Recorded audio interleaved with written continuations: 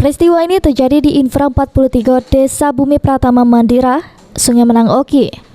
Pada saat ini, Tumiran 40 tahun hilang ke dalam kanal di gondol buaya yang nerekam dia. Saat beristirahat di pinggir kanal dan nyampe informasi ini dibuat, Tumiran belum ditemukan keberadaannya.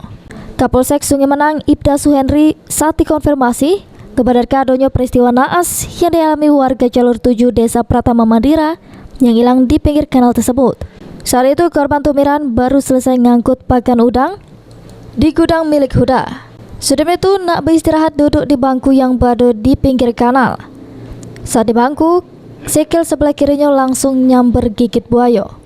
Korban langsung digawa buaya ke arah tengah kanal dan tenggelam bersama korban. Korban yang masih dalam pencarian oleh personel Pospol Sungai bersama masyarakat Desa Bumi Pratama Mandira, Gunung Kejaring, namun belum ditemukan. Rekan korban sesama buruh, Suparyanto, jadi saksi dalam peristiwa yang menyebabkan korban hilang diseret buaya. Ahmad Romawi, PAL TV.